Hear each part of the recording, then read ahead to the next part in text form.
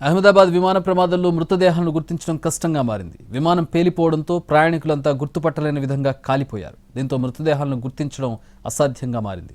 DNA పరీక్షలు నిర్వహించి మృతదేహాలను కుటుంబ సభ్యులకు అప్పగిస్తున్నారు. ఇప్పటివరకు 10 మృతదేహాలు గుర్తించగా అందులో 6 మృతదేహాలను కుటుంబ సభ్యులు బంధువులకు అప్పగించారు. 200 మంది నుంచి DNA శాంపిల్స్ సేకరించారు అధికారులు.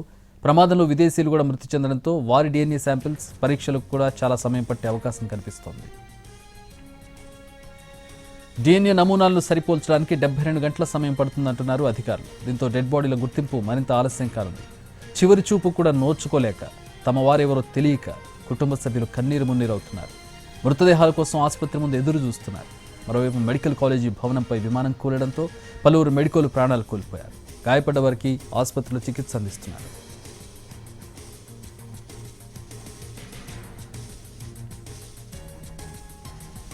విమాన ప్రమాదం నుంచి అనూహ్య రీతిలో ప్రాణాలతో బయటపడిన రమేష్ విశ్వాస్ కుమార్ ప్రమాద క్షణాలను గుర్తు చేసుకున్నాడు. విమానం కూలగానే తాను కూర్చున్న సీటు ఊడిపడిందని, అందువల్లే తాను బతికి బయటపడ్డానని అన్నారు. తాను విమానం నుంచి దూకలేదని క్లారిటీ ఇచ్చారు. టేకాఫ్ అయిన కాసేపటికి విమానం ముక్కలైందని, తన సీటు విరిగిపోవడంతో దూరంగా ఎగిరిపడ్డట్టు చెప్పారు. అందుకే విమానంలో చెలరేగిన మంటలు తనకు అంటుకోలేదన్నారు. అంతా తన కళ్ల ముందే జరిగిందని, ఎలా బతికానో అర్థం కావడం లేదని అన్నారు.